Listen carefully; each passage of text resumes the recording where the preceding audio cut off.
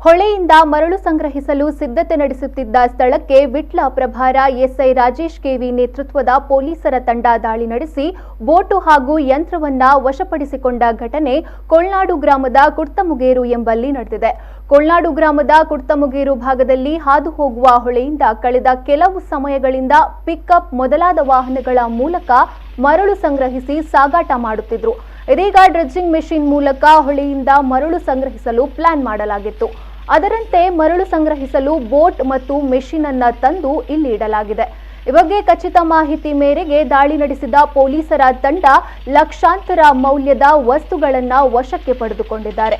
ಇದು ಯಾರಿಗೆ ಸಂಬಂಧಿಸಿದ ವಸ್ತುಗಳು ಹಾಗೂ ಆರೋಪಿಗಳ ಸುಳಿವು ಪತ್ತೆಯಾಗಿಲ್ಲ. ಕ್ರೇನ್ ಮೂಲಕ ಮರಳು ಕೊರೆಯುವ ಯಂತ್ರಗಳನ್ನ ವಿಟ್ಲ ಪೊಲೀಸ್ ಠಾಣೆಗೆ ತಂದಿದ್ದು ಪ್ರಕರಣವನ್ನ ಗಣಿ ಇಲಾಖೆಗೆ ಹಸ್ತಾಂತರ ಮಾಡಿದ್ದಾರೆ. ದೊಡ್ಡ ಪ್ರಮಾಣದ ವಸ್ತುಗಳನ್ನ ಕಂಡು ಜನತೆ ಬೆಚ್ಚಿಬಿದ್ದಿದ್ದಾರೆ.